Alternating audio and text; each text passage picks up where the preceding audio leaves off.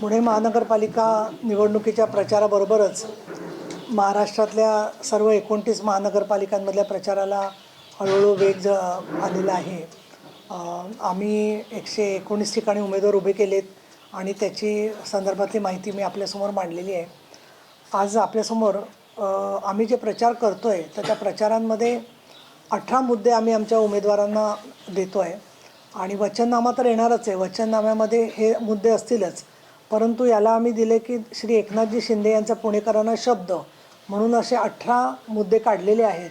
कारण नेहमी आपण काय म्हणतो की निवडणूक इश्यूजवर होत नाही, बहुतेक वेळेला एक पक्ष विरुद्ध दुसरा पक्ष अशी त्याची लढाई होते, परंतु त्याचा कंटेंट किंवा त्यातल्या कशासाठी महानगरपालिकेत आपल्याला निवडून जायचं आहे, काय करून दाखवायचं आहे, हा तपशील आमच्या उमेदवारांसमोर आणि जनतेसमोर मांडण्यासाठी आजची पत्रकार परिषद घेतलेली आहे। एक म्हणजे पुणे विकास परिषद अशा प्रकारनी एक स्थापन करून त्याच्यामध्ये पुण्याच्या विविध विकासासाठी मग ते PMRDA रिजनमधले असतील, पुणे महापालिका भागामधले असतील, काही प्रकल्प केंद्राचे असतील, काही राज्याचे असतील, परंतु ते नक्की कुठून कशासाठी प्रकल्प आहेत आणि ते मांडले गेले पाहिजेत। हे आपण बघतो की DPCमध्ये सुद्धा जिल्हा नियोजनाचाच विकास निधीबद्दल चर्चा होते, पण अनेक विधिमंडळामध्ये त्या काही मुद्द्यांची चर्चा होते, परंतु स्थानिक आपले जे मतदार असतात त्यांना कुठला रस्ता कशासाठी चालला आहे, कुठला पूल का पाडला जातो आहे, कुठल्या महानगरपालिका हॉस्पिटलमध्ये नवीन हॉस्पिटलचे कुठली लॅब उघडली जाणार आहे याची माहिती मिळत नाही, ही वस्तुस्थिती आहे। आणि म्हणून ही पुणे विकास परिषद करून त्याच्यात नगरसेवकांबरोबरच अन्य सुद्धा यंत्रणा ज्या आहेत, शासकीय, निमशासकीय आणि जनतेचे काही प्रतिनिधी, सामाजिक संघटना, आणि त्याच्यासाठी विकासाचा ब्ल्यूप्रिंट तयार करण्यामध्ये सगळ्यांचा सहभाग व्हावा असा आमचा त्याच्यामधला हेतू आहे। तसंच पुणे शहर वाहतूक कोंडीपासून मुक्त करणार आणि त्याच्यासाठी एकात्मिक वाहतूक आराखडा तयार करणार आहे की ज्याच्यात सर्व प्रकारची आपल्याकडे जी वाहनं आहेत त्या मग ती 2 व्हीलर्स आहेत, 4 व्हीलर्स आहेत, आजही आपण बघतो की मोठे ट्रक्स किंवा रोलर्स हे रस्त्यावरून जात असतात, तर त्याच्यासाठी एक धोरण तयार करून त्याबद्दलची नियमावली शहराच्यानुसार तयार करणं आणि त्यासाठी म्हणून त्याचं नियमन आणि नियंत्रण करणं असं एकात्मिक वाहतूक आराखडा तयार करणार।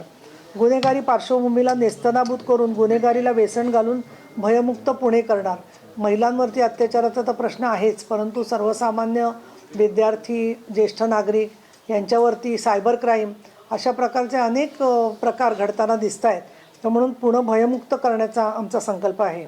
पुण्यातील 2 लाख महिलांना लखपती बनवणार आणि त्यासाठी सहकारी तत्वावरती उद्योग भवन उभारावं, एक महिला बचत गटांसाठी मॉल, त्यांच्यासाठी प्रशिक्षण केंद्र आणि त्या महापालिकेच्या कामाला जिल्हा परिषदेच्या बरोबर, उमेदच्या बरोबर, माविमच्या बरोबर जोडून घेण्याच्यासाठी म्हणून काम व्हावं असा आमचा प्रयत्न असणार आहे।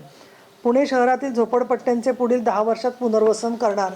अनेक ठिकाणी आपण बघतोय की स्कीम सुरू झाल्या। आजच बातमी आहे की जवळजवळ 300 कोटी रुपये रेराने विकासकांवरती लावलेले होते, परंतु त्यातले जवळजवळ 150 कोटी रुपये पुणे आणि मुंबई यांनी सांगितलं कलेक्टर्सनी की ते वसूल आम्ही करू शकत नाही। म्हणजे फ्लॅट्सची झालेली मिळालेली दिरंगाई किंवा याच्याबद्दल जेव्हा नागरिक रेराकडे जातात त्याची अंमलबजावणी होत असताना सुद्धा अडचणी होत असतील तर झोपडपट्टी पुनर्वसनाला खूप दिरंगाई होते, ही वस्तुस्थिती आहे। आणि म्हणून त्याच्यामध्ये एक खिडकी योजनेबरोबरच त्या कामाला म्हाडाच्या मार्फत आणि अन्य यंत्रणांच्या मार्फत SRAच्या मार्फत गती देण्यासाठी प्रयत्न करणार आहेत। पुण्यात आपल्याकडे महानगरपालिकेची अनेक हॉस्पिटल्स आहेत, परंतु पॅथॉलॉजी लॅब सगळ्या हॉस्पिटल्समध्ये सक्षम अशा नाही आहेत। अनेक प्रकारच्या योजनांसाठी, अनेक प्रकारच्या तपासण्यांसाठी खाजगी तपासणी लॅबवरती त्यांना अवलंबून राहावं लागतं, किंवा नवीन एखादी साथ आली तर त्याच्यासाठीची तपासणी महापालिकेत होत नाही। अगदी साधं मी उदाहरण देईन की वॅक्सिन समजा कोणाला घ्यायची असतील, टिटॅनसची असतील, फ्ल्यूची असतील, जॉन्डिसची असतील, तर आज महानगरपालिकेच्या हॉस्पिटलमध्ये स्वतः लोकांना ते न्यावी लागतात। तर त्या दृष्टिकोनातून महानगरपालिकेमध्ये पॅथॉलॉजी लॅब उभारून या सगळ्या सुविधा देण्याचा विषय आहे, तो आम्ही करणार आहोत। नोंदणीकृत महिला बचत गटांना महानगरपालिकेतर्फे वर्षाला 50,000 रुपयाचं मदत द्यावं असा विचार केलेला आहे, कारण त्यांच्यापैकी बरेच जण आता सातत्याने काम करत आहेत 10-10, 12-12 वर्ष, पण त्यांना छोट्या रकमेसाठी परत बँकांकडे जायला लागतं। त्याच्याऐवजी अशा प्रकारचं त्यांना अनुदान मिळालं तर त्यांना पायावरती आर्थिक सक्षमीकरण करणं शक्य होईल। प्रत्येक झोपडपट्टीचे पुनर्वसन प्रत्येक झोपडीधारकास 550 चौरस फुटाचं घर मिळावं असा आमचा प्रयत्न आहे. पुण्याजवळ रेल्वेचे कार्गो हब निर्माण करणार हा एक मुद्दा आपण घेतो आहे, कारण रेल्वेच्याबद्दल खूप मोठ्या प्रमाणामध्ये आपल्याला सुधारणा होत आहेत एका बाजूला, पण दुसरीकडे ठराविक स्टेशन सोडली तर ती थांबणं गाड्यांचे विषय असतील. काही गाड्या स्वच्छ असतात, सुंदर असतात, चांगली गोष्ट आहे, परंतु बऱ्याचशा गाड्या सामान्य लोक जे वापरतात त्या अस्वच्छ असतात, असं माझं स्वतःचं निरीक्षण आहे. तर या सगळ्या गोष्टीमध्ये सुधारणा गरजेची आहे. ऑटो हब बनलेल्या पुण्यात महानगरपालिकेचं ऑटोमोबाईल आणि AI इंजिनिअरिंग कॉलेज असावं असं देखील आमचा एक संकल्प आहे. पुणे मेट्रोचे जाळे लोणावळा, दौंड, खेड, शिवापूर, खडकवासला आणि खास करून आळंदीपर्यंत जावं अशा प्रकारचा आमचा प्रयत्न आहे, कारण हजारो वारकऱ्यांना जाण्याला त्याच्यामधून सोय होईल. बालेवाडी म्हाळुंगे येथील श्री शिवछत्रपती क्रीडा नगरीत दरवर्षी मनपातर्फे भव्य क्रीडा महोत्सव घडवणार. जुन्या वाड्यांच्या घरमालकांप्रमाणे भाडेकरूंनाही FSI देणार आणि वाडे दुरुस्तीसाठी विशेष निधी उभारणार. हा निधी उभारणार हा खूप वर्ष प्रलंबित प्रश्न आहे, परंतु याच्याबद्दल आपल्याला जसं मुंबईत पागडी मुक्त मुंबई केली तसं हे पुणे शहरामध्ये करण्याचा संकल्प माननीय शिंदे साहेबांचा आहे. महानगरपालिका शाळांचा दर्जा सुधारून कॉम्प्युटर आणि AI शिक्षण देणार आणि लर्निंगच्या शाळा वाढवणार. याखेरीज मुठा नदी सुधार योजना जायकाच्या मदतीने विक्रमी वेळात पूर्ण करून घेणार. पुण्याचा गणेशोत्सव एक वैशिष्ट्य आहे. आज अंगारकी संकष्टी आहे, वेगळा योग आहे. या दिवशी मला हे जाहीर करताना विशेष आनंद वाटतो की ग्लोबल गणेशोत्सव करून पर्यटन आणि रोजगाराचा भाग म्हणून सुद्धा त्याला चालना देणार. पुण्यातील राष्ट्रीय चित्रपट संग्रहालयाच्या धर्तीवर पुणे मराठी संगीत रंगभूमी संग्रहालय उभारणार असा एक आमचा संकल्प आहे. खरं तर पुणे सांस्कृतिक राजधानी मानली जाते, परंतु तिथे जी इन्स्टिट्यूशन्स ज्या प्रकारे असायला पाहिजेत संगीत रंगभूमीसाठी किंवा संगीत नाटकांसाठी, संगीत नाटकांना योग्य अशी नाट्यगृह असण्यासाठी ती नाही आहेत हे आपल्याला दिसतं. तर त्या दृष्टीने वेग देणार. भारतरत्न स्वर्गीय लता मंगेशकर यांची स्मृती जतन करणारी लता वाटिका आणि ओपन आर्ट गॅलरी उभारणार असं देखील आम्ही एक संकल्प ठेवलेला आहे. आणि हा वचननामा परत आमचा वेगळा येईलच, पण हा जो आहे तो शब्द शिवसेनेचा असं त्याचं स्वरूप आहे की ज्याच्यामध्ये आम्ही त्यांना हा शब्द देतो आहे. वचननामा म्हटलं, जाहीरनामा म्हटलं की तो 1 किंवा 2 वर्षात 5 वर्षात पूर्ण करायचा असतो, पण याच्यात आम्ही काही प्रमाणात आमचं व्हिजन मांडण्याचा प्रयत्न केलेला आहे. त्यामुळे दूरगामी भूमिकेतून हे काम आमचं चालेल आणि उद्यापासून याची पत्रकं नागरिकांच्यापर्यंत आणि आपल्याकडे कलरमध्ये आता ते चाललं आहे काम त्याचं जे आहे ती आपल्याकडे देण्याच्या संदर्भात पोचण्याच्या संदर्भात आमचा प्रयत्न असणार आहे. त्याच्यात अर्थातच लाडक्या बहिणीचे पुण्यातलेच कार्यक्रमाचे फोटो आहेत आणि अजून तरी आम्हाला म्हणजे असे कोणाचे फोटो वापरायची वेळ आलेली नाही आहे, इतका लाडक्या बहिणींचा प्रतिसाद चांगल्या प्रकारचा आहे. याखेरीज आता निवडणुकीच्या प्रत्यक्ष रणनीतीच्याकडे बोलायचं झालं तर आनंदराज आंबेडकर आणि जोगेंद्र कवाडे यांनी आम्हाला पाठिंबा दिलेला आहे दोघांनी. त्याच सोबत त्यांचेही कार्यक्रम इथे होणार आहेत. या निवडणुकीमध्ये मुख्य केंद्रबिंदू मुख्यमंत्री माझी लाडकी बहीण ही लोकाभिमुख योजना असेल आणि त्यामध्ये प्रत्येक ठिकाणी आम्ही काय करणार आहे, विधानसभेच्या वेळेला आम्ही तो प्रयोग केला होता 40 विधानसभा मतदारसंघामध्ये. तो पुण्यातला आम्ही सगळ्या 41 प्रभागांपैकी निदान 15 प्रभागापर्यंत तो करण्याचा आमचा प्रयत्न आहे की ज्या ठिकाणी बचत गटांचं अधिक प्राबल्य आहे, म्हणजे जिथे गोरगरिबांच्या वस्त्या जास्त आहेत, पण ते जास्तही ठिकाणी होण्याचा प्रयत्न करू. तर त्या दृष्टीने ज्यांनी विधानसभेला लाडकी बहीण योजना पोचवण्यामध्ये खास संवादाचा कार्यक्रम घेतला होता अशा साधारणपणे 8 आमच्या महिला संघटक महाराष्ट्रात काम करणाऱ्या त्या 4-5 दिवस इथे पुण्यात येणार आहेत आणि रोज छोट्या छोट्या गटांमध्ये ज्या लाडकी बहीण योजनेच्या लाभार्थी आहेत किंवा सामान्य महिला आहेत त्यांच्याशी संवादाचा कार्यक्रम होणार आहे. आणि त्यामुळे आमचा प्रयत्न तरी असा असणार आहे की किमान असे 300 महिला संवाद छोटे छोटे वस्त्यांमध्ये वगैरे पुढच्या काळामध्ये व्हावेत की जिथे महिलांच्या अपेक्षांचं प्रतिबिंब नगरसेवकांपर्यंत पोचू शकेल. आणि या कामामध्ये आमच्या ज्या भगिनी येणार आहेत त्या 8 तारखेपासून त्या कामात सहभागी होणार आहेत. याखेरीज प्रचार मोहिमेमध्ये उपमुख्यमंत्री एकनाथजी शिंदे 9 तारखेला त्यांच्या 2 सभा आम्ही आयोजित करत आहोत आणि त्याची जागा आणि परवानगीची प्रोसेस चाललेली आहे. त्याच्या वेळा आम्ही लवकरच जाहीर करू. याखेरीज मंत्री उदय सामंत, नंतर गुलाबराव पाटील त्यांच्याही तारखा टेंटेटिव्ह ठरलेल्या आहेत सगळ्या जणांच्या 13 तारखेपर्यंत. भरत गोगावले, केंद्रीय मंत्री प्रतापराव जाधव, खासदार श्रीकांत शिंदे, पर्यटन मंत्री शंभूराजे देसाई, गृहराज्यमंत्री योगेश कदम हे सहभागी होणार आहेत. योगेश कदम यांची सभा उद्याच संध्याकाळी एक येरवड्यामध्ये संध्याकाळी 7 वाजता आणि दुसरी 8:30 वाजता सिंहगड रोडला निलेश गिरमे यांच्या वॉर्डामध्ये, अशा 2 सभा योगेश कदम यांच्या होणार आहेत. याखेरीज आमदारांपैकी आमदार विजय शिवतारे, नंतर शहाजी बापू पाटील यांना बरीच डिमांड प्रत्येक ठिकाणी दिसते, त्यामुळे ते 2 दिवस देणार आहेत. आमदार निलेश राणे यांच्यासाठी बऱ्याच ठिकाणून रिक्वेस्ट आलेली आहे, ते येणार आहेत. शरद सोनावणे आमचे जुन्नरचे आमदार, ज्ञानराज चौगुले मराठवाड्यातली जनता जी पुण्यात राहते त्यांनी अपेक्षा व्यक्त केलेली आहे.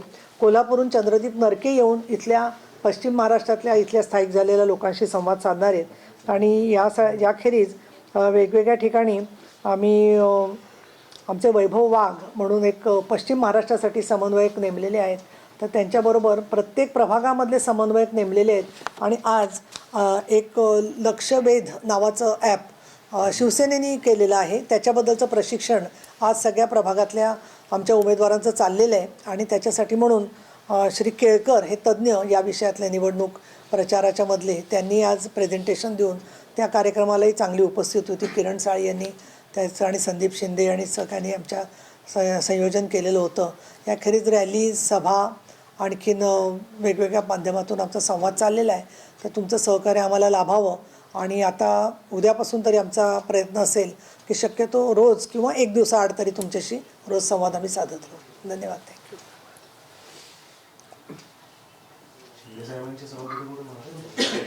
आम्ही जागेच्या परवानग्या मागितलेल्या आहेत, त्याच्यामध्ये एक कस्तुरबा संत कबीर चौकामध्ये एक आहे आणि एक कात्रजच्यामध्ये, त्या दोन्ही परवानग्या आहेत. त्याच्या वेळांचंच एक 4 आणि एक 6, का एक 6 आणि एक 8 तेवढा वेळेचं जरा फक्त. रोड शो म्हणजे शिंदेसाहेब निघाले की रोड शो होतोच आपण त्याच्यावर रोड शो होणारच आहे. ते आले की रस्त्यावर लोक उभे राहतात आणि सगळ्या गाड्या इतक्या आसपास येतात, म्हणजे एक विरळ चित्र बघायला मिळतं. त्यामुळे तो 2 सभांच्या मधला रोड शो होईलच जो आहे तो. हां,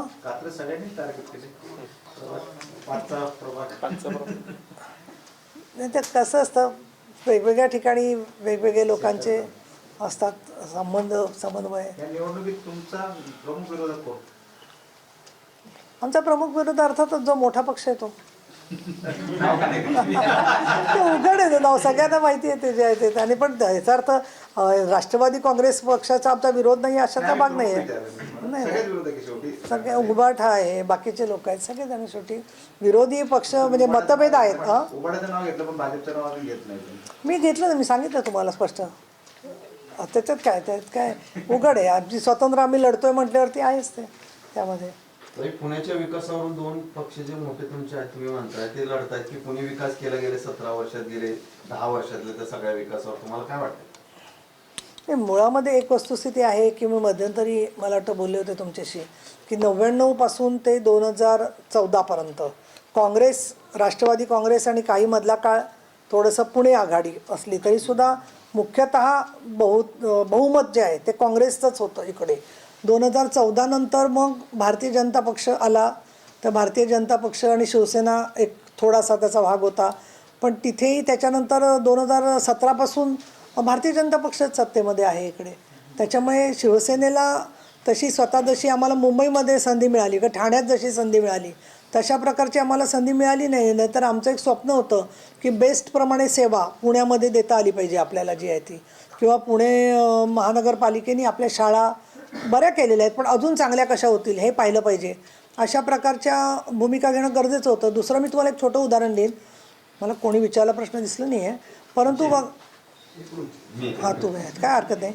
तर साधी बघा, सिग्नल सेवा म्हणजे मी स्वतः 4 वर्ष विधान परिषदेत मला पाठपुरावा करायला लागला की सगळी ट्रॅफिक्स ते सिग्नल्स हे एकमेकाशी कोऑर्डिनेटेड असावेत आणि ते होत नव्हते. त्याच्यासाठी कितीतरी फॉलोअप करायला लागला. मग परत नवीन इतकंच नव्हे ते इन्व्हर्टर्सवरती होते ते इन्व्हर्टर बंद पडला पावसात की आपले ट्रॅफिक बंद व्हायचे. तो दुरुस्त व्हायला आपल्याला 3-4 वर्ष लागली जायला. त्याच्यामुळे जी तंत्रज्ञानं मुंबईमध्ये घेतलेली आहेत ती आपल्याला घ्यायला काहीच प्रश्न नाही आहे. दुसरं मी परवाही आमच्या मीटिंगमध्ये सांगितलं की आपल्याकडची जी धरणं आहेत पाण्याची सगळी ती मुख्यतः शेती विकासासाठीची धरणं आहेत, ते पाणी आपण वापरतो. तर मुंबईला जसं वैतरणा आहे, तानसा आहे, गारगाई आहे, पिंजाळे अशी वेगळी धरणं पिण्याच्या पाण्यासाठी आहेत. तर तशा प्रकारचा अभ्यास आणि संशोधन आणि दृष्टिकोनच आपल्याला कधी दिसला नाही की आपण असं एखादं धोरण पिण्याच्या पाण्यासाठी बांधू शकतो का किंवा वापरू शकतो का. त्यामुळे पुणेकरांच्याकडे कायम एक कुठेतरी रसद पुरवणारं कोठार अशा पद्धतीने बघितलं गेलं असं मला वाटतं. तुम्ही ते रेल्वेचं कार्गो काय सांगितलं, हब का? कार्गो हब म्हणजे महापालिकेचं काय बोलले? नाही, जागा उपलब्ध करून देणं असेल किंवा त्यांना त्याच्या संदर्भात केंद्र आणि मंदिर नाही केंद्र मंजुरी, पण मुद्दा एक्झॅक्टली तोच आहे की विकास परिषद त्याच्यासाठी घेतलेली की केंद्र जेव्हा निर्णय घेतं तर इथून बघा आता पाटण्याला गाडी सोडायची आहे, लखनौला गाड्या सोडायच्या आहेत, पण आपल्याला ज्या पाहिजे असतील गाड्या महाराष्ट्रामध्ये जाण्यासाठी साधी संभाजीनगरला जायला धड गाडी नाही आहे ट्रेन जायची म्हटली तरी सुद्धा. त्यामुळे प्रत्येक वेळेला पुण्याची परिस्थिती आहे रस्त्यावरचं एक अडगळीतलं रेल्वे स्टेशन असल्यासारखी जी झालेली दिसते. तर त्याच्यामुळे वंदे भारतसुद्धा काही ठिकाणी बघा पुण्याहून वंदे भारत कमी आहेत बाकीच्यांच्या तुलनेमध्ये. आणि त्यामुळे पुणं दुसरं असं की पुण्या नाशिक कनेक्टिव्हिटी मिळालीच नाही आपल्याला इतके वर्ष काम करून. त्याच्यामुळे मुद्दा हा नाही आहे की ह्याची अन्याय केला का त्यांनी अन्याय केला.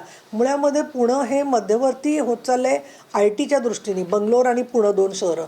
मग अशा वेळेला वाहतुकीच्या सोयीसुविधा जेवढ्या चांगल्या असतील तेवढ्या उपयोग होईल. तसंच मालाची ने-आण करण्यासाठी कार्गो हब अपेक्षित आहे. आणि फास्ट जर का ट्रेननी गेलं तर अनेक प्रकारची मालाची वाहतूक त्याच्यामधून होऊ शकते. या दृष्टिकोनातून त्याचा उपयोग होऊ शकतो असं मला वाटतं.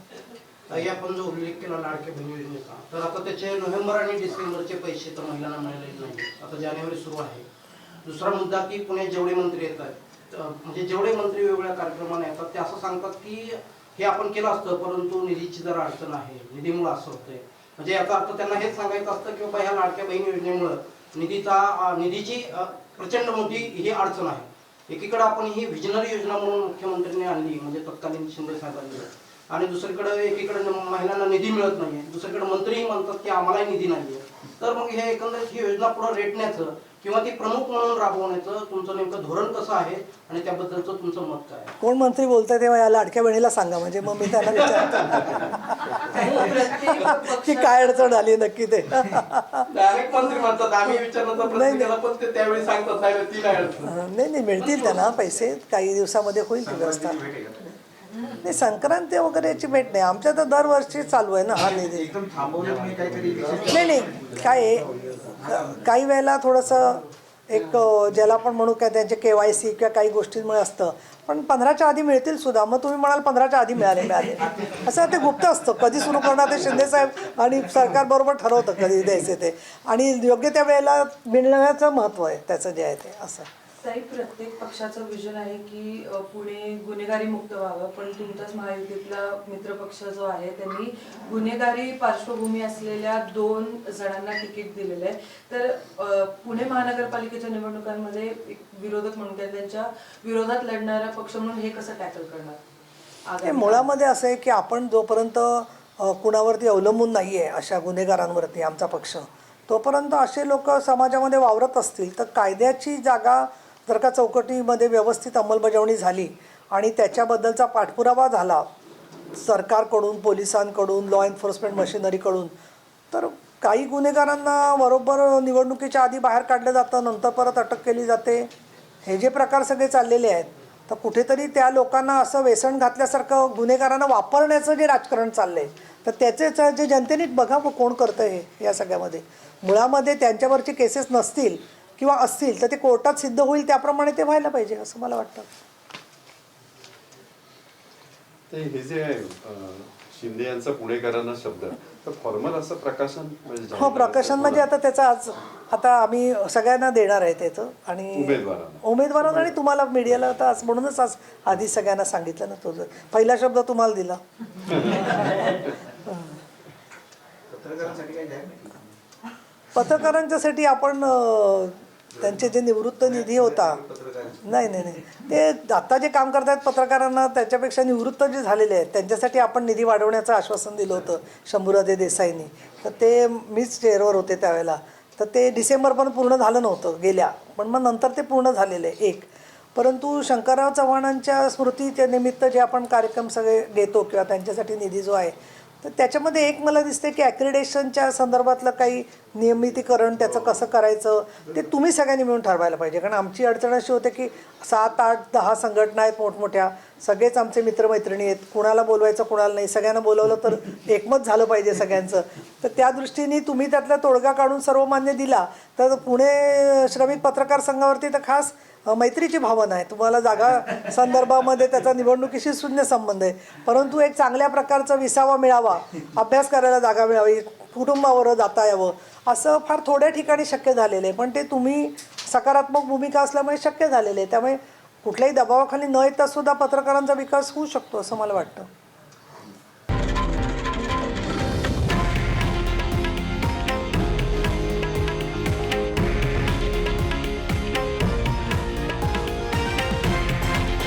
हे आहे देशातील नंबर 1 न्यूज नेटवर्क आणि आपण पाहत आहात TV9 मराठी, एकमेव.